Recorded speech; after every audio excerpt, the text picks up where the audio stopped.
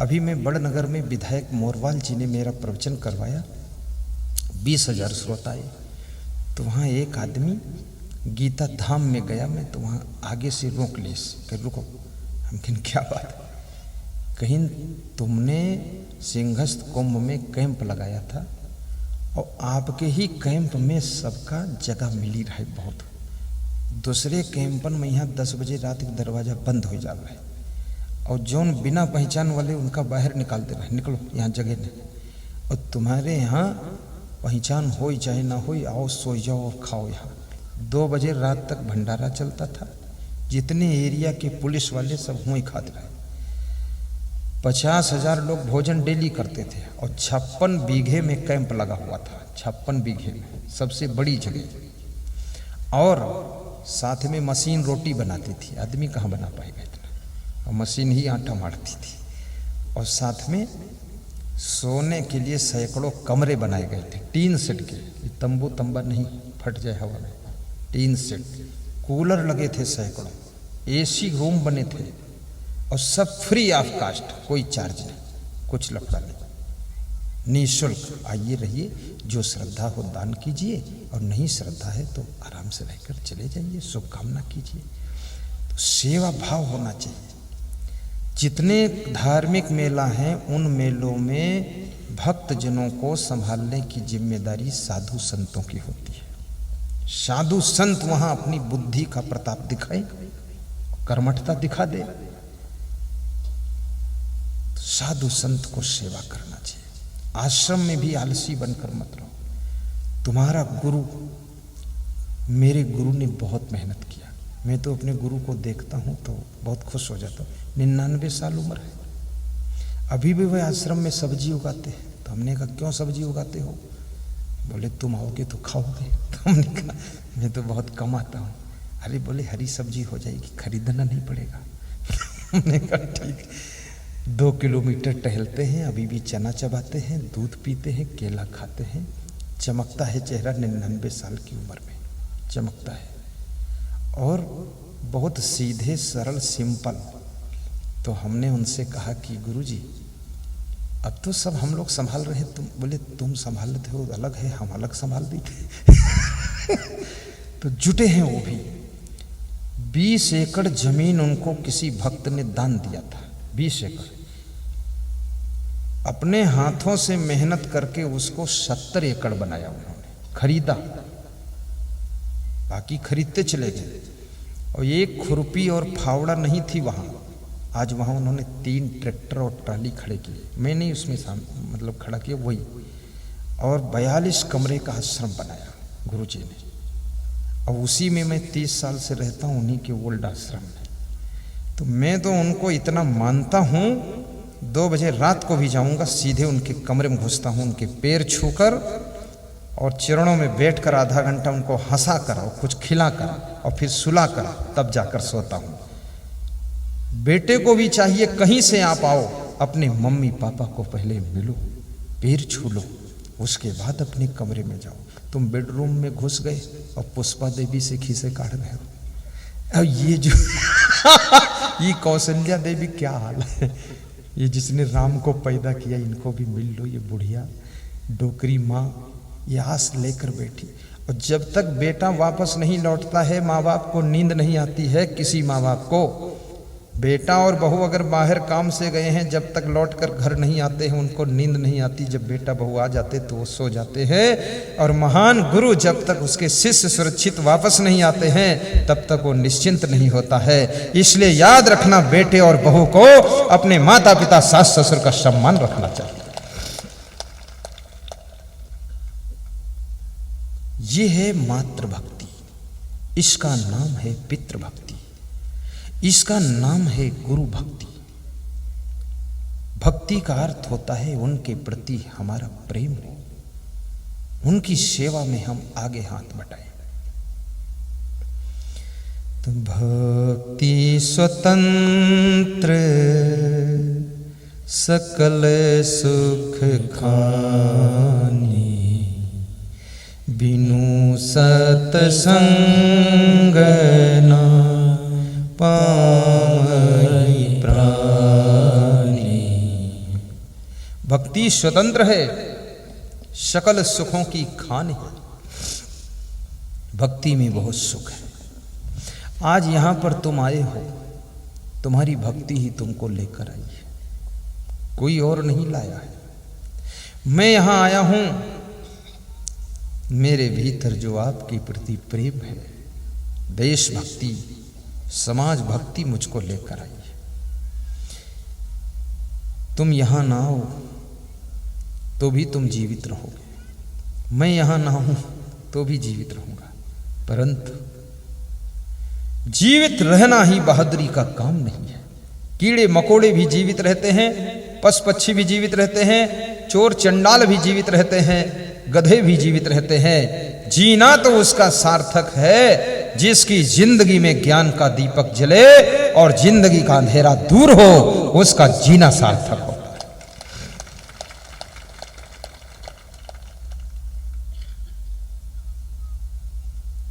किसी की बेटी बनना तो अपने माता पिता के दुख सुख का ख्याल रखना। तुम्हारे द्वारा कोई ऐसा कार्य ना हो कि माता पिता को दुख हो जाए। मेरे पास 1 महीने पहले फोन आया यूपी से कि गुरुदेव मेरी बड़ी लड़की कहीं भाग गई है। ये फोन आया तो मैंने कहा किसी को बताया तो नहीं? बोले अभी किसी को नहीं बताया, तुमको बताया सिर्फ। तो मैंने कहा किसी को मत बताना, कह देना जयपुर में पढ़ने गई है। बोले झूठ बोल दो? हम कहे बोल दो तुम। हमने कहा तुम बातें ही मत करना और रोना धोना मत, और वो आ जाएगी 15 दिन में, पक्का है। ढूंढने जाना मत, अपना काम करो। तो कल उनकी लड़की आ गई वापस, तो फिर फोन आया आ गई। तो हमने कहा जल्दी विवाह करो फटाफट, उसको पति चाहिए, तुम उसको डिग्री दिला रहे हो, बेवकूफ़ आदमी हो, बुद्धि नहीं तुम्हारे पास। तो मैंने डाटा भी थोड़ा मोबाइल में हमने कहा मेरी भी इज्जत जाएगी, क्योंकि मेरे को बुलाते हो, सत्संग कराते हो, लोग क्या कहेंगे कि वो ज़्यादा भक्ति करते थे, उनकी लड़की को एक साथ भग गई, तो मैं बदनाम नहीं होऊंगा कि असंग साहेब के प्रवचन में क्या प्रभाव है, उनकी लड़की नहीं रोक पाई तो काहे का प्रवचन तो जल्दी विवाह करो। तो बोले 6 लड़की हैं। हमने कहा 3 एक ही साथ निपटाओ, ये बार बार रिश्तेदार ही आई हैं, खई हैं पी हैं, खर्चा बढ़ी हैं, 3-4 के एक के साथ दमाद ढूंढो। तो बोले कि गुरुदेव और पढ़ाई करवाए दे। हम कहें पढ़ाई वढ़ाई ना हो, इज्जत जाई तुम्हारी। हाँ, मौसम देखो बदल गया है, अपने ससुराल हम पढ़ेंगे जाकर। जी का पढ़े कोई तो कहूँ पढ़ ली, जी का पढ़े के नहीं है तुम स्कूल में भेजे हूँ, पढ़ी वढ़ी ना कुछ और करी। हम बेंगलोर गए थे 2 साल पहले, तो रात में 12 बजे लड़के और लड़कियां बाउंड्री फांद कहूँ भागे जा रहे। तो हम कहें ये क्या बात है? अरे कहीं सब बौड़म हैं, दूसरे प्रदेश के आए हैं। हम कहें 12 बजे रात में कहाँ जाए? कहीं सब घूमा करते हैं। घर के माता पिता सोचते हुआ डिग्री ले गए हुआ, सब बिगड़ी जिंदगी तो कम से कम कहीं पढ़ने जाओ। तुम किसी की बेटी हो बेटा हो, वहां ठीक ठाक रहो। वहां ये बौड़मबाजी करोगे तुम उन्नति कब कर पाओगे?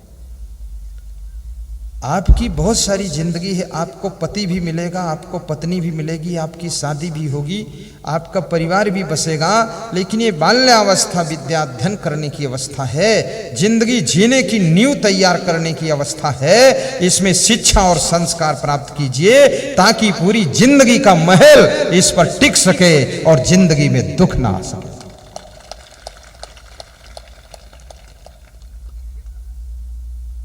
शिक्षा पर ध्यान एकाग्र करो, अपने माँ बाप की लाज मान मर्यादा की रक्षा करो, गुरु के मान सम्मान की रक्षा करो। याद रखना किसी व्यक्ति का सम्मान केवल खुद से नहीं होता है, उससे जुड़ी हुई लोगों से भी उसका मान सम्मान अपमान जुड़ा होता है। आप कितने अच्छे हो, आपका बाप अच्छा नहीं है तो आपकी बदनामी हो जाएगी। गलती बाप करता है, दारू पीता है, इंग्लिश तो पढ़ा नहीं पर इंग्लिश बियर पी कर आता है और फिर न जाने कौन भाषा बोलता करता है, तो सभी लोग कहते हैं अरे उनके बाप तो लफंगा है, सब बेकार फैमिली है। अब तुम कितने अच्छे हो, ये बाप ने डुबा दिया, लुटिया डूब गई तुम्हारी। ऐसे बाप बनो, क्वालिटी के बाप बनो। आपके बेटों का सम्मान आपके हाथ में है, बेटियों का सम्मान आपके हाथ में है। ऐसे सुंदर पति बनो, आपकी वाइफ का सम्मान आपके हाथ में है। हर पत्नी चाहती है मेरा पति सम्माननीय हो, हर पति चाहता मेरी पत्नी गुणज्ञ हो, हर बाप चाहता मेरा बेटा बहुत बुद्धिमान हो, हर बेटा चाहता मेरा बाप समाज में सम्माननीय हो। याद रखना, हर शिष्य चाहता मेरा गुरु बहुत कलाकार हो, हर गुरु चाहता मेरा शिष्य चमकदार हो। लेकिन ये कब होगा? जब अपनी अपनी कलाओं का प्रयोग करोगे, स्वयं की जिंदगी को सब मिलकर संभालोगे और पूरी फिक्र रखोगे, तो तुम्हारा घर ही मंदिर बन जाएगा और जिंदगी तीर्थ हो जाएगी।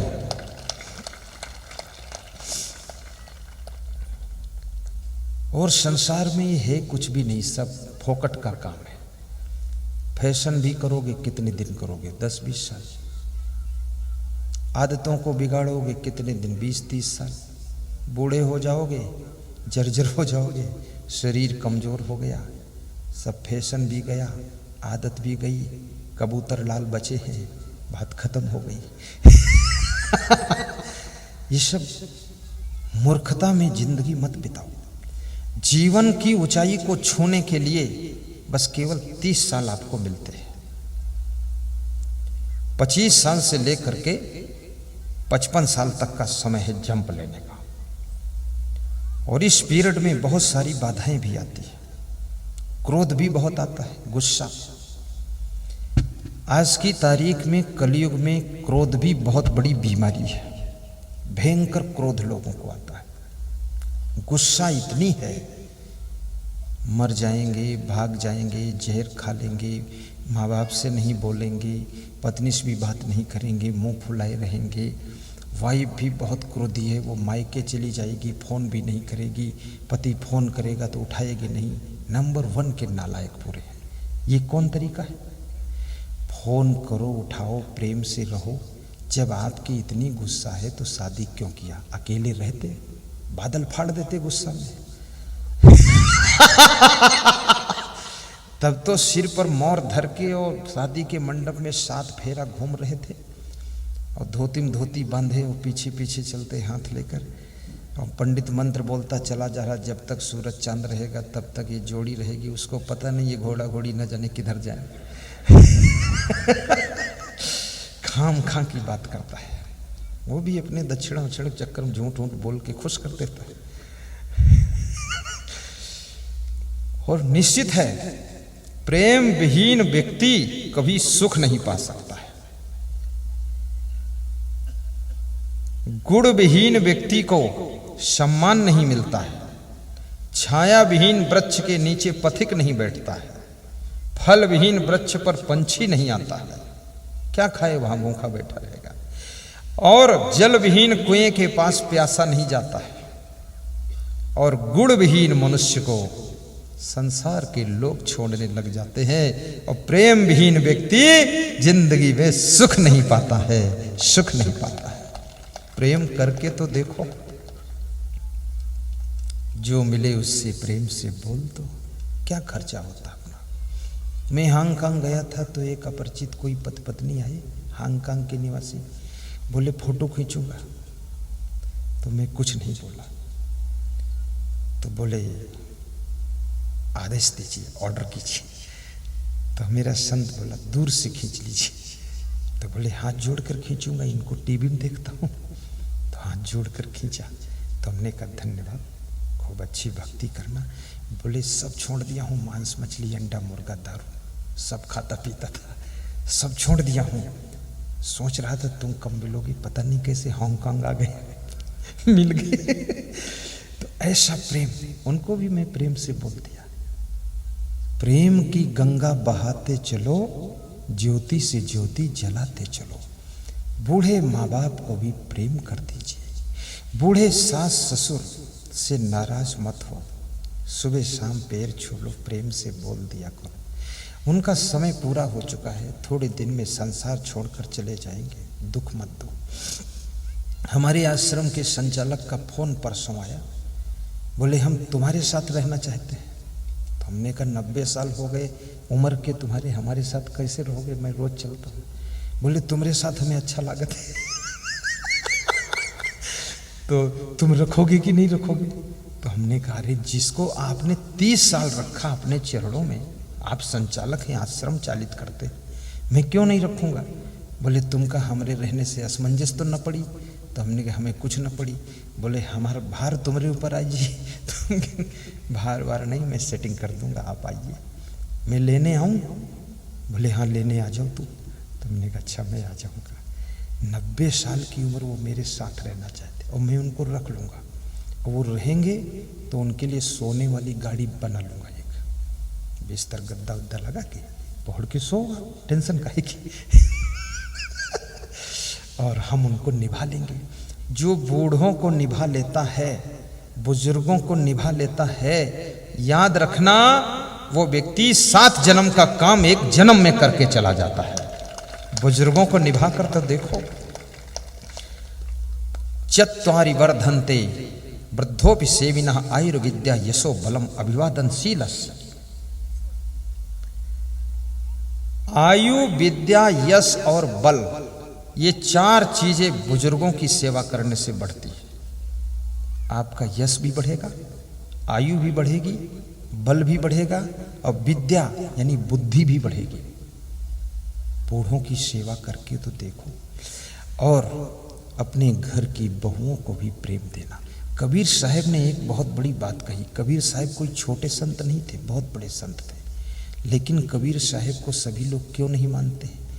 क्योंकि कोई कहता है ये जुलाहा था, कोई कहता है ब्राह्मण था, कोई कहता है कि माँ बाप को पता ही नहीं कौन रहा, तो सब बीच में गड़बड़ डिगवा मिला, तो कोई निर्णय नहीं हुई बाबा। लेकिन मैं ये पूछता हूँ, जब बाजार में टमाटर खरीदते हो तो क्या सोचते हो किसके खेत का है? जो अच्छा टमाटर लेकर सब्जी बनाकर खा लेते हो।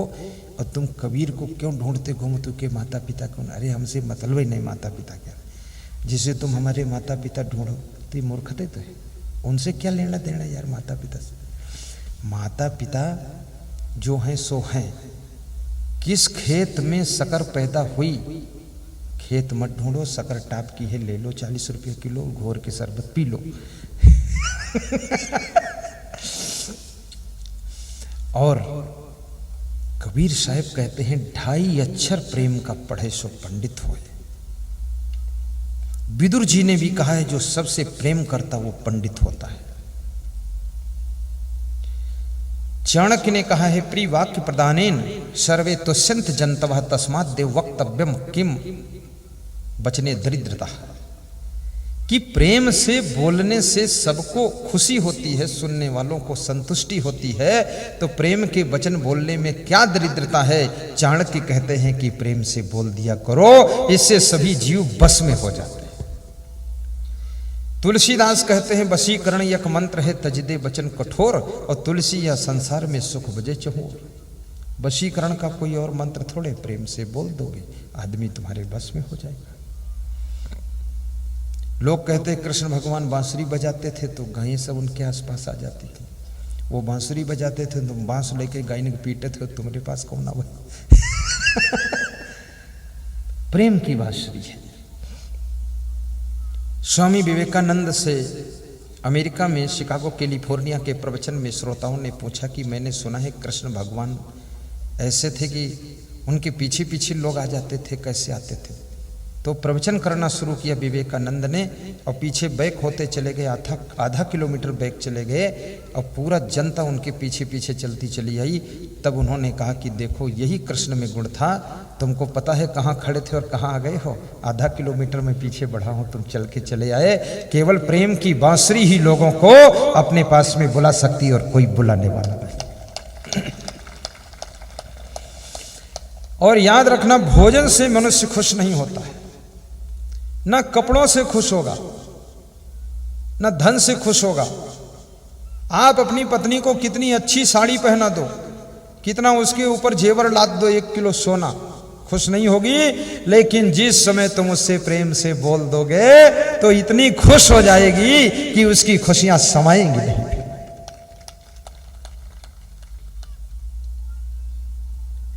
सीता जी ने अंगूठी भी उतार करके केवट को दे दिया था। राम से कहा ये अंगूठी ले लो, दे दो, संकोच मत करो। राम ने कहा तुम्हारे शरीर पर कोई आभूषण नहीं रह जाएगा।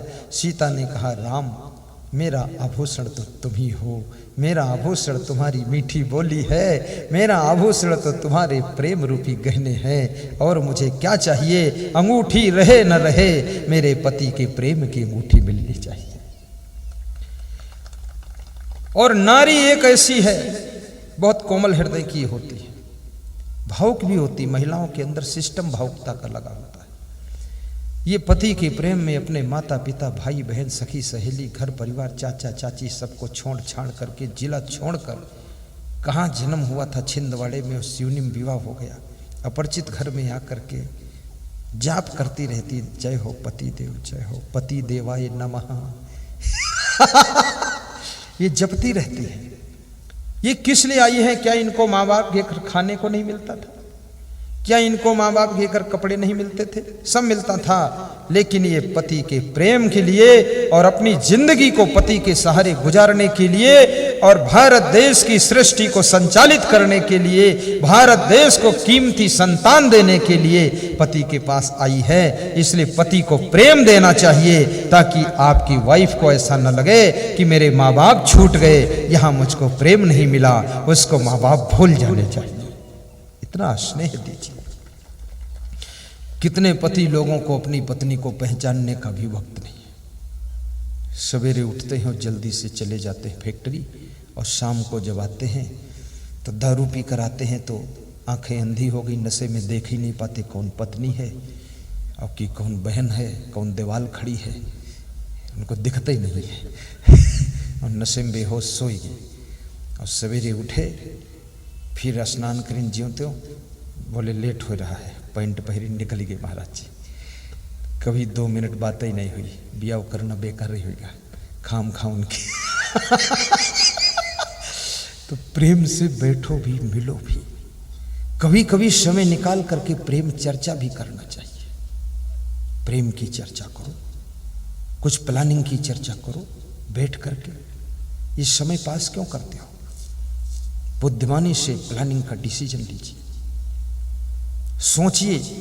धीरू भाई अंबानी ने एक बहुत बड़ी बात कही है कि बड़ा सोचो, अच्छा सोचो, समय पर सोचो, जल्दी सोचो, क्योंकि विचारों पर एकाधिकार नहीं है।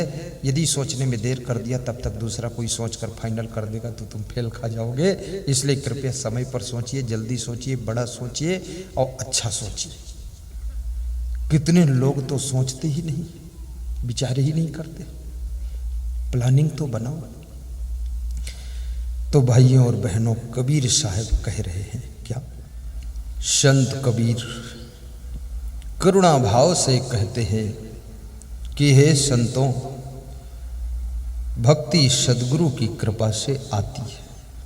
कोई सदगुरु की शरण लीजिए। मीराबाई को रैदास गुरु की शरण में भक्ति मिली थी।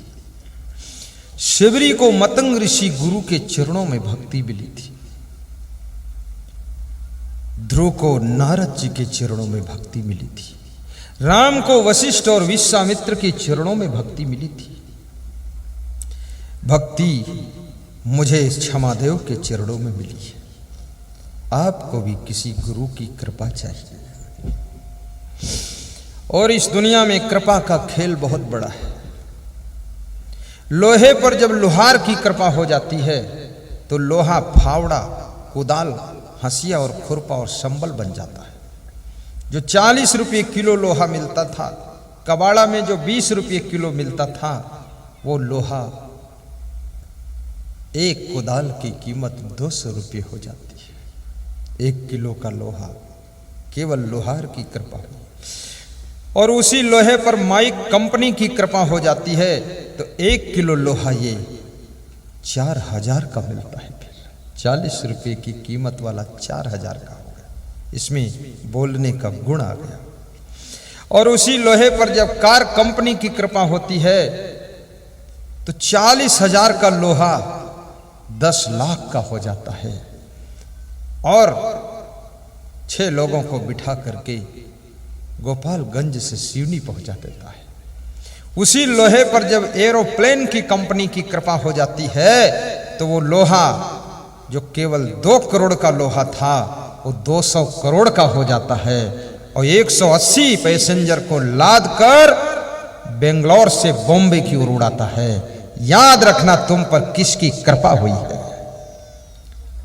अगर दारू पीने वाले की कृपा तुम पर हो गई तो तुम शराबी बन जाओगे, जुआरी की कृपा हो गई तो जुआरी बन जाओगे।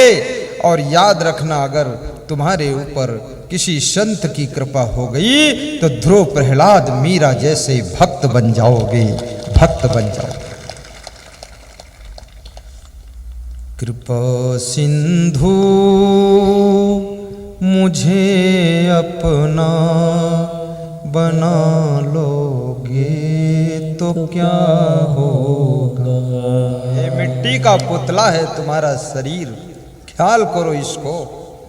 मिट्टी पर जब कुम्हार की कृपा होती है तो मिट्टी मटका घड़ा प्याला बन जाती है। थोड़ी कीमत बढ़ती, उपयोगिता बढ़ती, महत्व बढ़ता है। उसी मिट्टी के ऊपर ईंट भट्ठे वाले की कृपा हो जाए तो ईंट बन जाती है। जो मिट्टी फ्री मिल सकती थी 2 किलो, जब ईंट बन जाती तो 5 रुपये की ईंट हो जाती है और बिल्डिंग खड़ी हो जाती है उससे, जिसमें 100 साल लोग निवास करते हैं। उसी मिट्टी के ऊपर जब किसी मूर्तिकार की कृपा हो जाती है और वो मिट्टी देवी देवता की मूर्ति बन जाती है, वो मूर्ति मंदिर में बैठ जाती है, उस मिट्टी की पूजा शुरू हो जाती है, उस मिट्टी की वंदना शुरू हो जाती है। ये तुम्हारा भी मिट्टी का पुतला है, इस पर कृपा किसकी हो रही है देखना, इस किससे प्रभावित हो रहा है। हीरो हीरोइन की कृपा अगर तुम पर हो रही है तो चरित्र में तुम 0 हो जाओगे, गए काम से आओ। यदि आपके ऊपर दारू पीने वालों की कृपा हो गई, दारू पीने लगे, दारूडिया बन गए, काम खत्म हो गया तुम्हारा। यदि तुम्हारे ऊपर कोई संत की कृपा हो गई, भक्त की कृपा हो गई तो न जाने तुम क्या बन जाओगे। अभी हमारे साथ में दिल्ली होटल का मैनेजमेंट देखने वाला एक व्यक्ति साधु बना तो कह रहा था, मेरे साथ जो हलवाई था उसने मुझसे कहा कि अरे तुम कहाँ भटक रहे हो दिल्ली बिल्ली में, तुम तो संत हो जाओ, इतने अच्छे विचार तुम्हारे। ये सब फालतू कामों में लगे हो, किसी महान संत को एक रोटी बनाकर खिलाओ जाकर, ये कहाँ होटल पे भीड़े पड़े हो। उसके वैराग्य आ गया, वो शब्द काम कर गए और वो आकर मेरे साथ संत हो गया। 9 महीने से साधना कर रहा है और मेरा भोजन 1.5 घंटे में बनाकर खट से खिलाता है, 2 रोटी बना लाता है। मैंने कहा क्या करोगे कैलाश? बोले गुरुदेव जिम्मेदारी बढ़ाओ। होटल का संभालता था सिस्टम, अब टोटल आपके यहाँ संभालूंगा, मेहनत करूंगा, जिंदगी धन्य होगी। मैंने कहा कैसे साधु बन गए? बोले एक मोहन नाम का हलवाई मेरे यहाँ काम करता था, उसने मुझको बताया, उसकी कृपा हो गई और आपका प्रवचन टीवी में सुनता था तो मैंने सोचा कि अब संत हो जाता हूं। याद रखना, तुलसीदास के ऊपर नरहर दास की कृपा हो गई तो तुलसीदास संत होकर रामायण लिख दिया, आज नाम अमर हो गया। कृपा को प्राप्त करने के लिए तैयारी कीजिए। आशीर्वाद की कमी नहीं है, कृपा की कमी नहीं है। आप पात्र तो बनो, कृपा मिलेगी आपको। कृपा तो बरस रही है, केवल तुम घर से बाहर निकलो। कृपा सिंधु मुझे अपना बना लोगे तो क्या होगा। कृपा सिंधु मुझे अपना बना लोगे तो क्या होगा। बना लोगे तो क्या होगा, बना लोगे तो क्या होगा। बना लोगे तो क्या होगा, बना लोगे तो क्या होगा। प्रथम अपने चरित्रों को संभालोगे तो क्या होगा। प्रथम अपने चरित्रों को